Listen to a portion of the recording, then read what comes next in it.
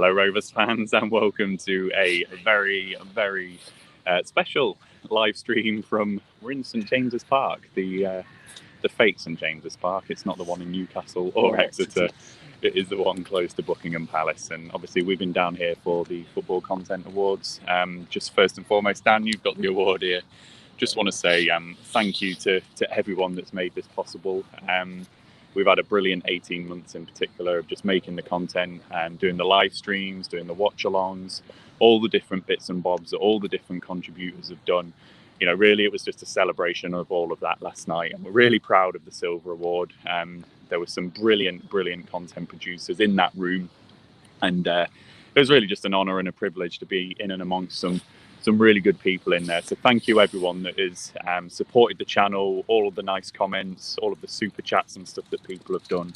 We are just so eternally grateful for that, and we're going to keep producing the content. We'll keep thinking of the ideas, we'll keep thinking how we can grow and expand, and you know, as we always do on Rovers Chat, you know, we'll give everyone their say. We won't take things seriously, you know. We just like to just do things in our way. So Joe, hi. He's next to me, Dan's next to me as well. So yeah, we're going to do this video just as a little special preview for the Coventry game. I'm going to have to shift and mold the camera a little bit like that just as we do this. So maybe Joe, if I start with you. Yeah. So Coventry, we've obviously been down here, and the team news and whatever. Harry Pickering is a doubt. Tyrese Dolan is a doubt. Sam Gallagher is a doubt. We know that Ben Brereton can't play. So Rovers do look a bit threadbare, don't they? But actually, there's still a decent starting lineup that we can get, particularly in midfield and defence, isn't there? Yeah, it's the forward areas that are the issue. Nyambe and Lenihan back will be massive. Hopefully a clean sheet, and then go from there. And if it's 0-0, it's 0-0. And if a Dan Butterworth or a Reda Kadra or an Ian Poveda can get a goal, then great, we win the game, and off we go. We've got 3 points. And Dan, if I just come to you, have you got any concerns whatsoever about, you know, say Pickering doesn't make it?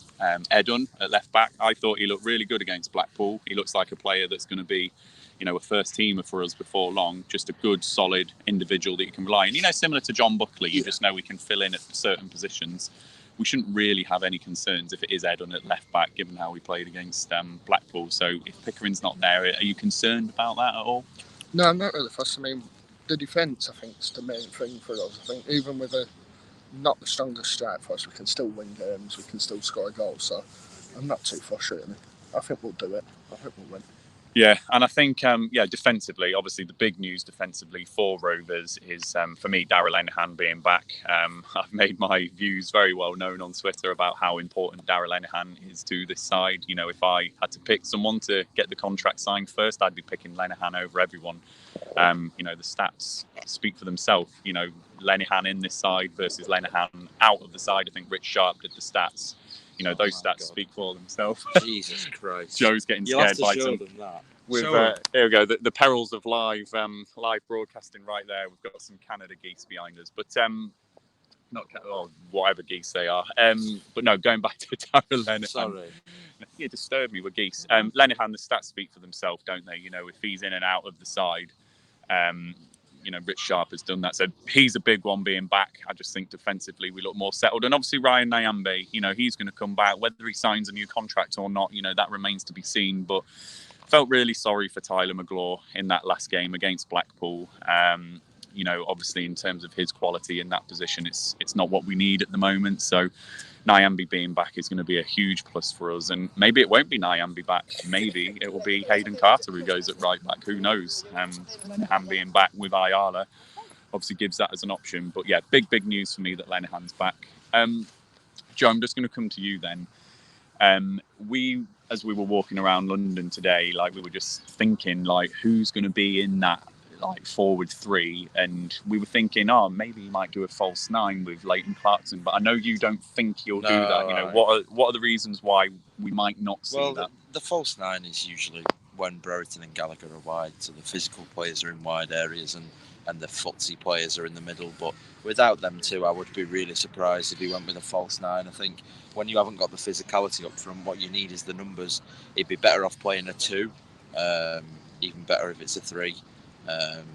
Yeah, it'd be interesting. I think it's going to be Butterworth, Kadras, Povedas, maybe even off the bench of Sam Burns. So exciting. I just said, clean sheet and then go from there, and who knows. And if Dan Butterworth can pick up some goals, and then we're all happy, aren't we? And you've got to throw these players in at the deep end. So yeah, just picking up Kevin's comment here though. So with us being a little thin up front with possible players missing, should we be adding a couple from the under 23s? You two watch more of the under 23s than I do, so I'll start with you, Joe, and then Dan. If there are those places up for grabs tomorrow, who do you want to see in the squad tomorrow? Yeah, I think Burns definitely deserves a chance in the squad. Butterworth, I think, should start and probably will. I don't know if anybody else will, to be honest, or should. We've had a few away, a few injured. Wanire Sereno potentially if Harry Pickering can't play on the bench or even starting if needs be. Yeah, they're struggling a little bit at the minute, the 23s in general. They've got a few players injured, a few players out on loan, stuff like that. So, yeah, we will see. And Dan, just the same question to you. Anyone that you want to see in that squad tomorrow, if there are those spaces available for them? I think Burns, personally, that's it. I think it'll be interesting to see the team selection tomorrow when they play Man United at dinner time. I think when you look at that team, you'll know who's missing, who's got a chance. I can only see Burns and maybe McBride making the bench, and that's it for me. Yeah. Well, we'll see we'll see who makes the bench in particular, but that is the benefit for me of our squad being thin this season. We do get the chance to see these under 23s make that graduation, and obviously there's some really good news stories, with people like Butterworth that have come in and made an impact, and obviously other players like McGlaw have come in and struggled. So hopefully more lads keep getting their chances, because we've said it before on other streams, with our finances the way that they are, we just can't compete with some of the other clubs, so we have to use that academy. So I want to see more of the lads. So yeah, great question, Kevin. Thank you for that.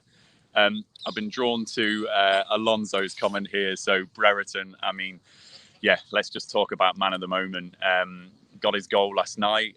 Chile back in contention for that World Cup qualifying. We are literally sat in St James's Park, which is a 2-minute walk from the Chilean embassy, and we've just put it on the Twitter account and the Instagram account as well. That we've got a nice picture with the chap who is one of the ambassadors there, Rodrigo. Really, really nice guy. All you Chile fans, we're pleased we're friends again. We want Big Ben to play for you. So vamos Chile, and La Roja. Let's go for it. So let's just talk about Brereton then, Dan. He's obviously our top goal scorer. So are we going to miss him? We've just spoken about the people who we're going to have up top. Tyree Stolen might not be available. Sam Gallagher might be injured. How much of a miss is Brio going to be for us, against Coventry? I think it's massive. You don't underestimate how many goals he scored. Is it 10 this season now? He's got them. 12 in all competitions. I'd love for him to be playing, but I'm glad he's got that opportunity. It's only one game he's out for. It could have been worse. It could be QPR on Tuesday we're missing, and then I think that's where my worry would be. But I wish him all the best. You can't not let a player have these opportunities nowadays. You've got to give him that shot, haven't you? Yeah. So we'll miss him, but maybe it's a chance for Butterworth to show what he's made of. Yeah. So, Joe, I'm just going to come back to you then.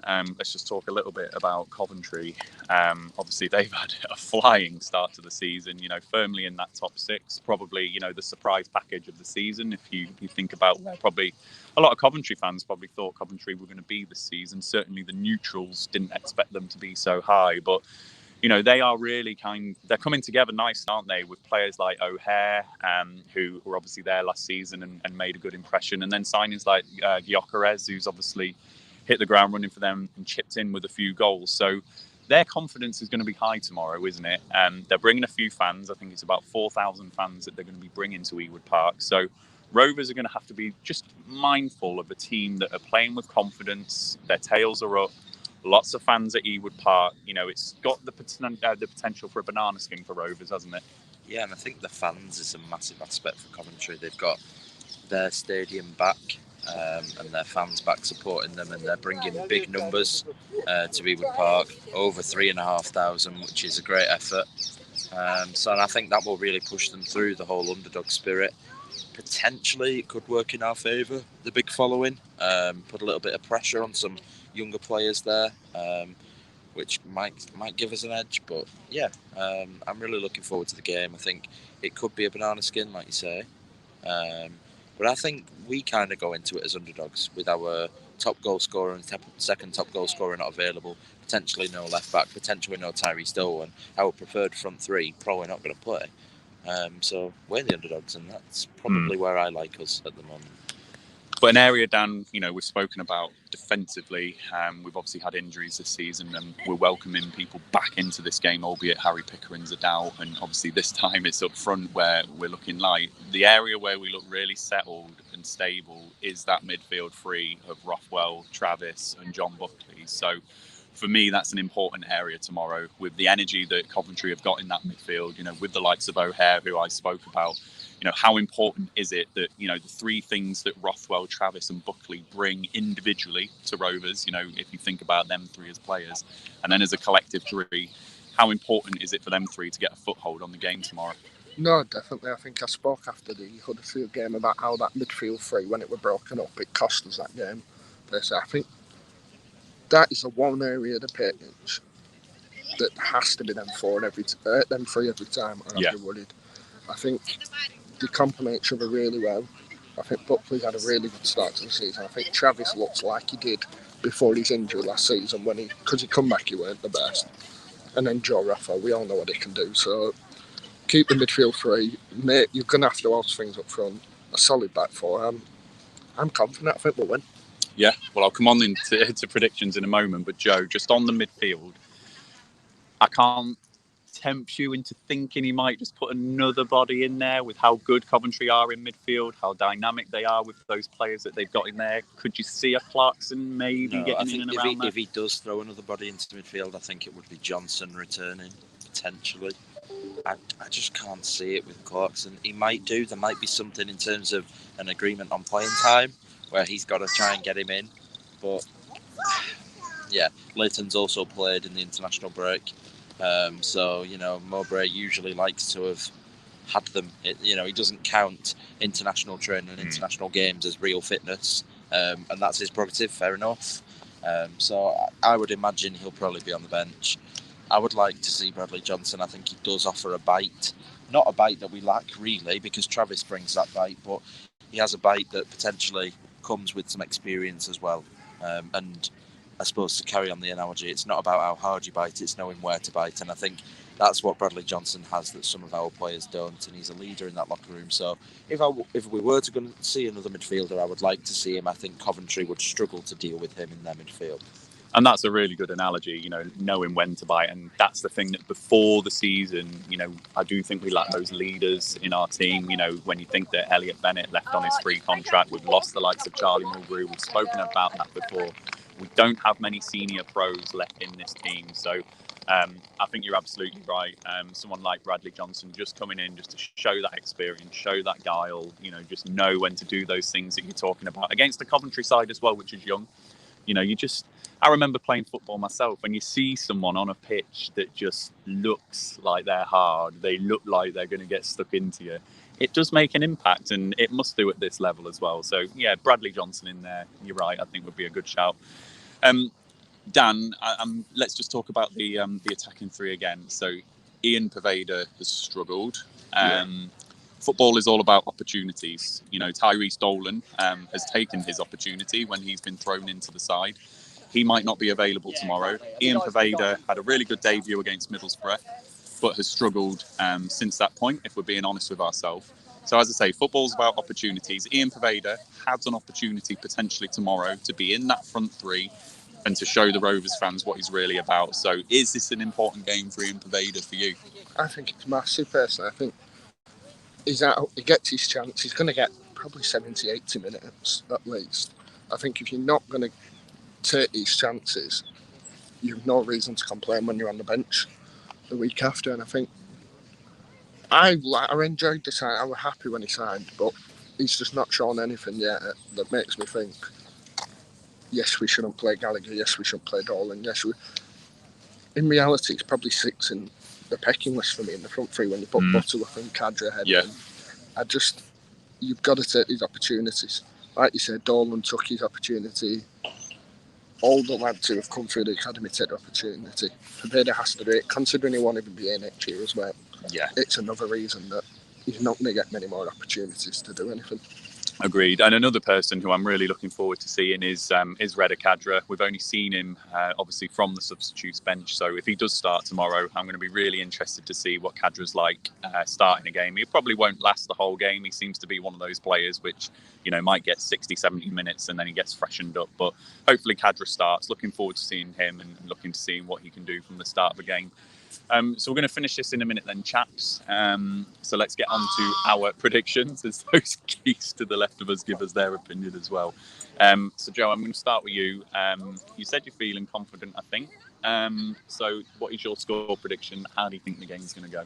Yeah, I'm a bit gutted that I can't be there tomorrow. I'm going to try and make as many home games as I can this season, but tomorrow's not one of them. When I'm not there, it's usually very, very good or very, very bad. So it's never been in the middle. I've never been away from Ewood over the last few years or so, or away from an away game where it wasn't either a win or a loss, and usually quite positive or negative. I missed one of the 5-2s last year, but I also missed a pretty dire game where we lost this year, where we didn't look threatening at all. So confidence probably isn't the right word. I think it's a game where we'll see some fresh faces. We've got that defensive solidity back. It's a home game. We've already lost 2 on the bounce, and I think a team in our position doesn't lose 3 on the bounce. We'll miss Diaz. 1-1. Going 1-1. Rovers fans, I should have said, please hit your score predictions in those comments as well. Let us know how you think the game's going to go, and we'll run through those just before the end of the stream. Dan, I'm going to come to you next then. What's your score prediction? How do you think it's going to go? I think Gary Keys is going to score. I think if you're going to back someone to score for Coventry, you back him, don't you? I'm going to go 2-1 Rovers. I think Butterworth will score, and I'm going to go for John Buckley. I think he deserves a goal after his start. The geese agrees. Yeah, that goose did agree. Yeah, Buckley and Butterworth for me, 2-1 Rovers. Cool. I'm also feeling a bit confident. This Rovers side, when we do feel like we've got players missing, or it feels like the chips are down, or, you know, a few square pegs in round holes, you know, this side has, you know, not surprised us, but, you know, they've rolled their sleeves up and got stuck in. And with Darrell Lenihan being back, as I say, it just provides that bedrock for us to then go and have a good, solid performance up the pitch. So, yeah, I'm feeling a bit confident as well. I do think the fans at Coventry are taking might just apply a bit of pressure for them. We've seen it with Rovers, you know, when we've been away to Blackpool, you know, in our last game, and Preston in seasons gone by. There is an expectation there in the away following, and I do think it can have an impact. So, yeah, I think that might affect Coventry as well. So I'm going to say 2-1 Rovers. I'm feeling confident. I think, yeah, it's one where we're going to just roll the sleeves up, and I'm going to say it. Ian Pervader's going to have a good game tomorrow. He's going to prove us wrong. He's going to take his opportunity. So that's how I'm feeling. So have we had any predictions? Kevin, you've gone 2-1 Rovers as well. So a little bit of confidence there. Alonso, I wish I could speak Spanish. I'm assuming that this is good words about our man, Big Ben, and also thanking England for him coming. So thank you, Alonso. Gilles, just have to keep the belief. Yeah, we do, Gilles. That's exactly what we need to do. So we know that this side have got a tough underbelly. We know that they dig in. And as I say, with having that more settled defence, I think we've got more of a basis to do that tomorrow. So, yeah, we absolutely have to keep the belief. So we're going to end the stream there. I've got to say, I am mightily impressed with the general public of London walking through this park. Have allowed us to do a fairly undisturbed live stream here. So that's gone all right. I think the geese were the ones who were causing the most impact. So it's been great. We were in Wetherspoons before, and a lad came over who recognised us. That was quite mad, wasn't it? Yeah, it was. We've had an amazing time in the capital. And hopefully, depending on where the location is next year, we'll be back at the Football Content Awards, and yeah, we'll keep carrying on. We've had a great time, haven't we? We have. We absolutely have. Oh, here we go, Jill. Rovers 2, Geese 1. Love that, Jill.